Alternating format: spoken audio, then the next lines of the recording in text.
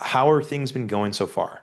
He's doing great. I'm loving all the learning materials and stuff like that. And so I'm feeling really good about it. I'm just ready to pull the trigger, basically. Yeah, no, that makes sense. That makes sense. What about for like crypto payments? Like, would that still be something like that? Like, what would you tell yourself? Is like, hey, wait, do it, not do it. Like, what do you think? Well, so far I'm incredibly excited about it. I mean, I would absolutely say do it. I've kind of always been one of those people. I always tell people like keep your LinkedIn profile updated, keep your resume on Indeed. Hmm. Because if you're working Yeah, if with a 9 to 5 job, you may not be looking for a job right now, but if you're not keeping yourself in the loop for what's happening and what the market value for your skill set is, you're yeah, never going to feel that value that you may or may not have.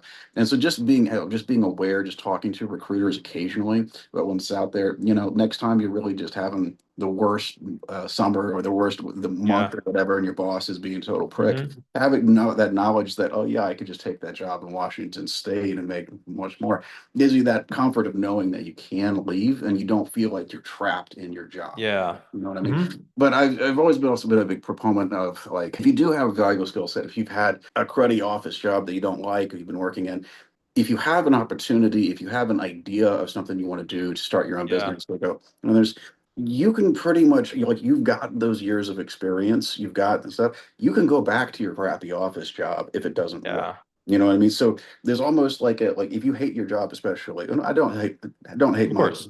Yeah. work, but a lot of people do though. And I'm kind of saying, like, you can always go back to your crappy office job. If you try the business thing and it doesn't work, you can Yeah. always go right back to doing that. It'll be Mhm. perfectly fine. You still got the same years of experience, but at least you can say that you tried. And Yeah.